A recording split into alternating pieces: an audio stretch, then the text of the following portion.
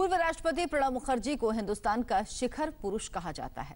प्रणब मुखर्जी की सबसे बड़ी खासियत यही थी कि उन्हें 50 साल की राजनीति की एक तारीख, एक डिटेल याद रहती है।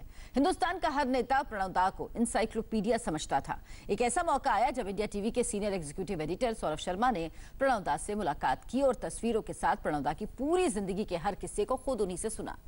ये बड़ा ही यादगार इंटरव्यू है जहां प्रणब दा ने अपने बचपन से लेकर राष्ट्रपति बनने तक की बातें तस्वीर देखकर खुद बताई थी। हर तस्वीर का एक नया किस्सा सुनाया था।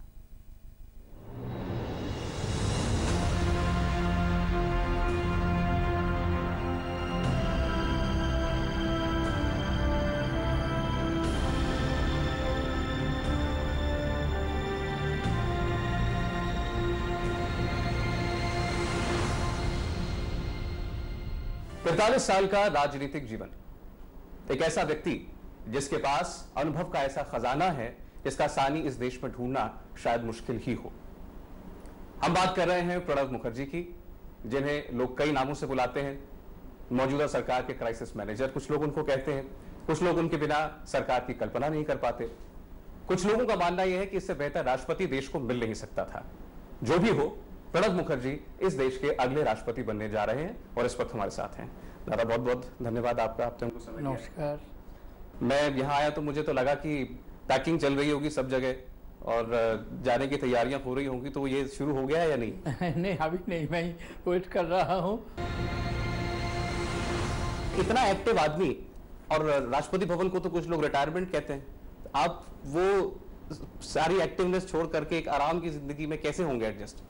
ऐसा नहीं है, मैं पहले ही डिक्लेयर कर चुका था।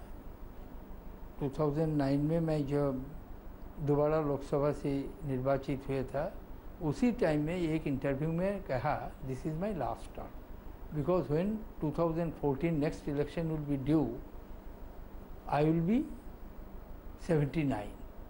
Therefore, I decided not to. But I do not consider that life of a president of the Republic of India is not the retired life. Type of work is different. काम अलग है, काम करने का तरीका अलग है, लेकिन काम नहीं है ऐसा नहीं है, ये रिटायर्ड लाइफ नहीं है। He is the custodian of the constitution. संविधान को प्रोटेक्ट करना, प्रिजर्व करना, डिफेंड करना, ये राष्ट्रपति का मुख्य भूमिका है। अच्छा, हमने अब पिछले कुछ वर्षों में जो शीर्ष राजनीतिक दल हैं, जो बड़ी पॉलिटिकल पार्टियां हैं देश की राष्ट्रीय, उनमें एक तरीके की खटास आती हुई देखी है। आप ऐसा रोल अपना देखते हैं कि राष्ट्रपति के तौर पर हमारी राजनीति जिस दिशा में बढ़ रही है, वो उसमें थोड़ा समन्वय हो, थोड़ा राजनीतिक दलों के बीच द्वेष कम हो, क्या ये मुमकिन है? नहीं, वो राष्ट्रपति का काम ये नहीं है। पॉलिटिकल पार्टीज का काम पॉलिटिकल पार्टीज करेंगे। राष्ट्रपति के लिए संविधान में जो कार्यक्रम, जो रिस्पॉन्सिबिलिटी, जो जिम्मेदारी भारत के संविधान राष्ट्रपति पर सौंपे है, राष्ट्रपति वो काम करेंगे। पॉलिटिकल पार्टीज कैसे काम करेंगे, पॉलिटिकल पार्टीज का रोल क्या होगा, ये पॉलिटिकल पार्टीज को निर्णय करने दीजिए। कुछ लोगों को ये भी हैरानी हुई कि एक ऐसा व्यक्ति जो कि एक तरीके से सरकार चला रहा था, सरकार की हर मुश्किल में सामने खड़ा होने वाला आदमी, अब वो सारी जिम्मेदारियां छोड़ के राष्ट्रपति भवन जा रहा है। और कुछ लोग जो होते हैं वो सत्ता, ऐसे लोग भी होते हैं जो सत्ता से दूर जाना ही नहीं चाहते। आप इतने सीनियर एक्टिव पॉलिटिशियन होकर के राष्ट्रपति भवन में जा रहे हैं, ये आप देखिए, मैं एक पॉलिटिकल एक्टिविस्ट हूँ, मैं एक पार्टी का कार्यकर्ता हूँ। जब पार्टी लीडरों ने सोचा मुझे राष्ट्रपति पद के लिए उम्मीदवार बनाएंगे, उन्होंने जब निर्णय कर चुका था, वही निर्णय को यूपीए के सभी शरीकों ने except one party one partner मदद किया, सपोर्ट किया। तो ये मेरा जिम्मेदारी था एज पार्टी का वर्कर से, यूपीए के मेंबर से, जो उनका राय मान लेना। उन्होंने जो निर्णय कर चुका था वही निर्णय पर मैं चल रहा हूँ। ये पार्टी वर्कर का, पॉलिटिकल एक्टिविस्ट का ये रिस्पॉन्सिबिलिटी होता है।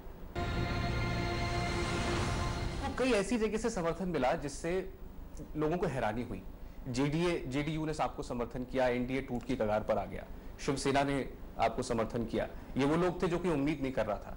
आपको अच्छा लगा होगा जरूर, लेकिन आप इसको राजनीतिक दृष्टि से कैसे देखते हैं? उन्होंने क्लियरली एक्सप्लेन किया कि क्यों उन्होंने मुझे सपोर्ट किया। I would not like to add anything to what they said. बहुत से ऐसे लोग हैं जिनको ये लगा था कि दादा का करियर का जब पीक होगा तो वो राष्ट्रपति भवन में नहीं होना चाहिए, वो 7 रेसकोर्स रोड में होना चाहिए। नहीं, ऐसा कोई बात नहीं है। प्राइम मिनिस्टर इज ए काबिल आदमी है, most competent prime minister we have, there is no question of having any alternative thinking. हम उनकी कॉम्पिटेंस पे सवाल नहीं खड़े कर रहे, हम सिर्फ ये जानना चाहते हैं कि प्रणब मुखर्जी की काबिलियत भी तो थी वो। ऐसा कुछ है ही नहीं, ऐसा क्यों होगा? जो कुछ मिला बहुत मिला। मैं पार्टी से आभारी हूँ। आप संतुष्ट हैं? बिल्कुल। मैं 22 साल इंदिरा जी के ज़माने से शुरू कर सभी कांग्रेस प्राइम मिनिस्टर को नेतृत्व में केंद्रीय मंत्रिमंडल में काम करने का मौका मिला। 1978 से मुझे कांग्रेस वर्किंग कमेटी का मेंबर बनाया, except few years a short break छोड़कर आखिरी दिन तक मैं कांग्रेस वर्किंग कमेटी का मेंबर था। Highest policy making body of the oldest 125 year old party of India. तो और क्या चाहिए? दादा, एक नेचुरल प्रोग्रेशन भी होता है आदमी का। जैसे हम कंपनी में काम करते हैं तो हम हर साल प्रमोशन की उम्मीद करते हैं। ऐसे मनमोहन सिंह जी एक समय था, आप फाइनेंस मिनिस्टर थे, वो आरबीआई गवर्नर थे, आप फाइनेंस मिनिस्टर हुए, वो प्रधानमंत्री हो गए। कुछ लोग शायद इसको इतनी सहजता से स्वीकार न कर पाते, आपने किया शायद। ये कोई सवाल ही उठता नहीं, क्योंकि everybody is to function in a particular way. When he was governor RBI, he was not in active politics. When he became finance minister, he was in politics. When he became prime minister, he is in politics.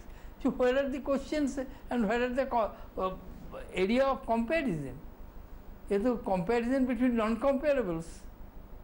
आपको ज्यादा खुशी होती, मैं इस तरीके से पूछता हूं इस सवाल को, आप और ज्यादा खुश होते अपने करियर के चरम पर पहुंचकर अगर आप अपनी पारी प्रधानमंत्री के तौर पर खत्म खुश हो गए तो मुझे ठीक करना होगा ना, बाहर का दूसरा कोई आदमी ठीक नहीं करेंगे। मैं तो पहले ही बताया कि मैं बहुत खुश हूँ। अच्छा ठीक है दादा, इतना बड़ा खजाना आपके पास अनुभव का है 5 दशकों का, उस खजाने में से कुछ 2-4 पन्ने हम चुराना चाहते हैं।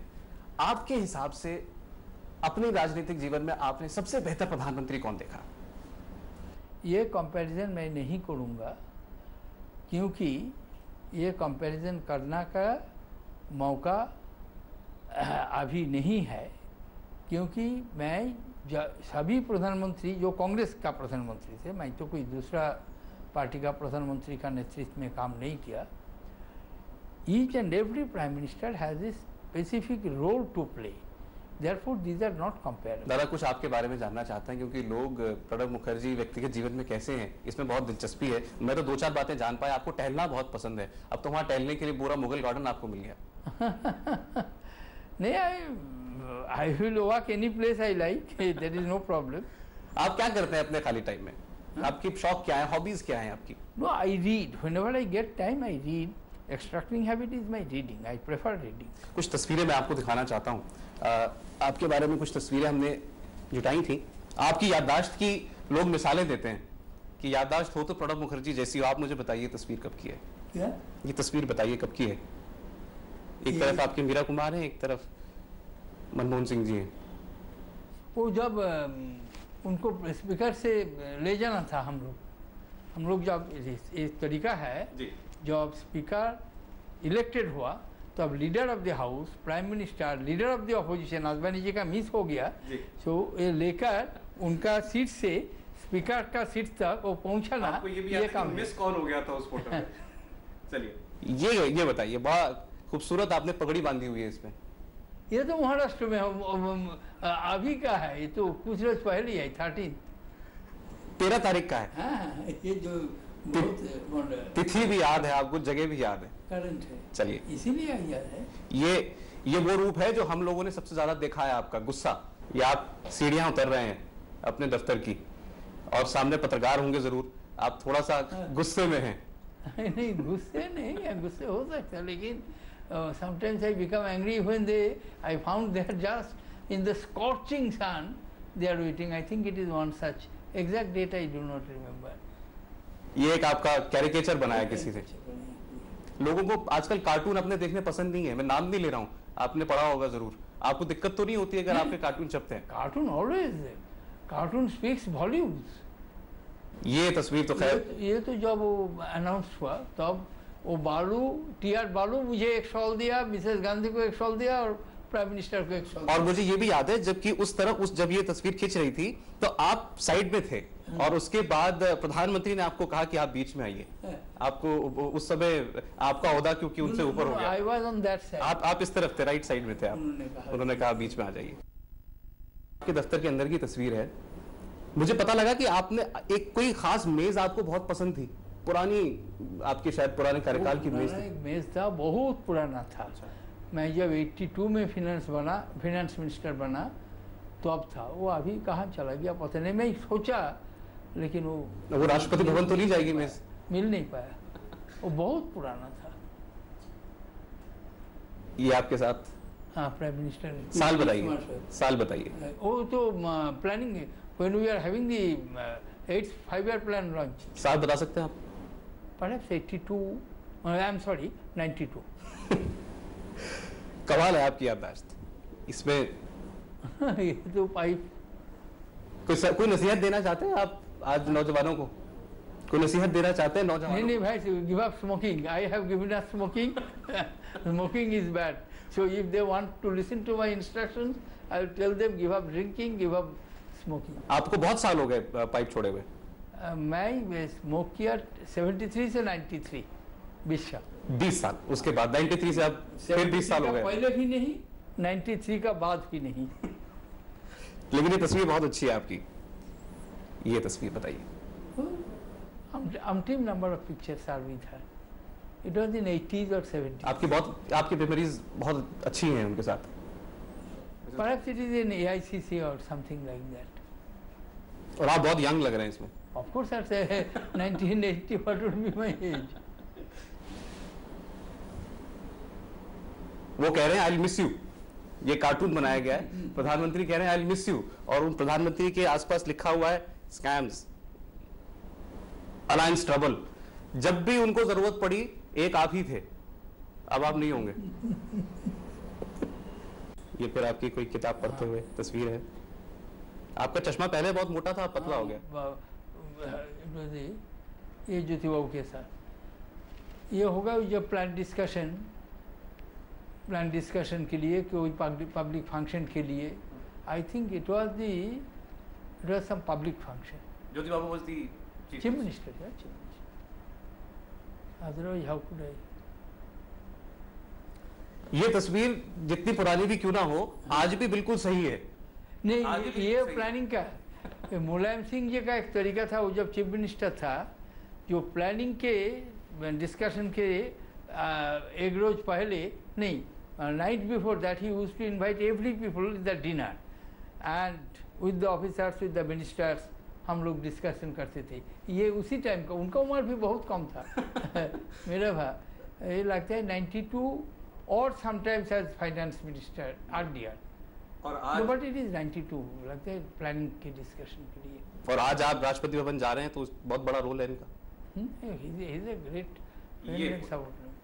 इसके बारे में तो सिर्फ आप ही बता सकते। ये रिसेंट पिक्चर है। My elder sister sitting there. It is the family members of my elder sister, and now they have also grown up, they are children. So this time when I went, before filing nomination, I went there. So at her residence, I was a little bit relaxing. इस तस्वीर के देखिए कुछ और भी मायने हैं। अब आप देश के फादर फिगर बनने वाले हैं। जो रोल इसमें आपका परिवार के लिए, वो देश के लिए होगा। Eldest son, he is a professor of political science in Vidyasagar university. All these are family members. आप बच्चों को डांटते तो नहीं? हाँ, बच्चों को तो बच्चे मैं बहुत पसंद करता हूँ। ये बहुत पुराना 73-74 का होगा जब आप आए थे पॉलिटिक्स। हाँ, 73 जब मिनिस्टर बना। जब मिनिस्टर बने थे। ये 80 का पिक्चर है, ये 80s। कमाल की याददाश्त है आपकी। ये कितनी ये बार तो कारण पूछिए। ये ब्रीफकेस अब आपको उठाते हुए हम नहीं देख पाएंगे। 8 बार एक इंटरिम बजट भी आपने पेश किया। इंटरिम बजट लेकर 8 बार। 8 बार। बहुत बहुत धन्यवाद आपका। उम्मीद करते हैं थैंक यू आपका स्नेह सब लोगों के साथ राष्ट्रपति के तौर पर भी वैसे ही रहेगा जैसा इतने सीनियर पॉलिटिशियन के तौर पर था। Thank you very much. और अभी वक्त हो गया एक ब्रेक का। ब्रेक के बाद देखिए मुंबई में एक बड़ा कार हादसा।